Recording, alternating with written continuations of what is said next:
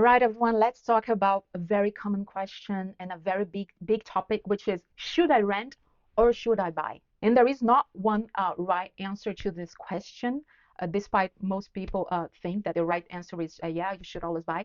And it's not correct. It depends on where you live and what capital you have access to. So let's say, for example, in highly developed countries where you have a dynamic labor market, let's use Ireland as an example. So in Ireland, you have a very dynamic labor market, you have high salaries, and it's very expensive to rent.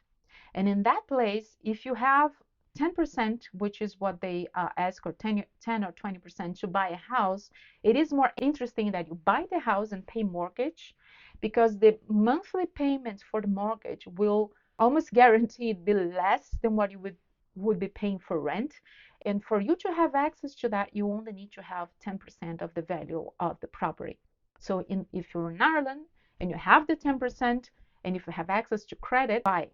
However, if you're in a developing country in which the interest rates for, let's say, government papers, which are the safest papers you can have in certain developing countries, and you have money, then buying will probably not be the best bet or the best investment for that money.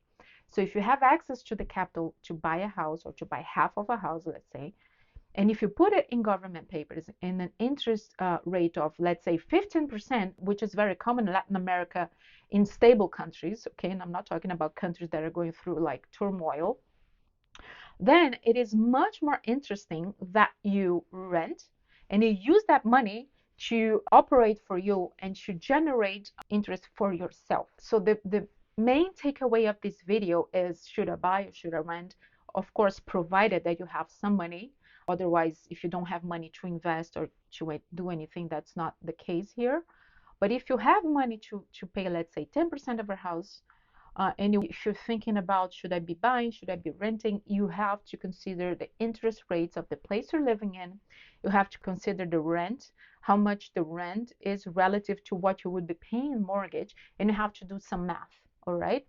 So we'll be talking more about it. I will be recording videos with a more detailed example, but I just wanted to really raise this kind of topic to say that there is not like a universal answer to this question, right? This is very, very important, because older generations, they didn't have such a complex financial world that we have now, and they would just say, no, buying is always the best option, but it isn't. So I just really wanted you to keep that in mind.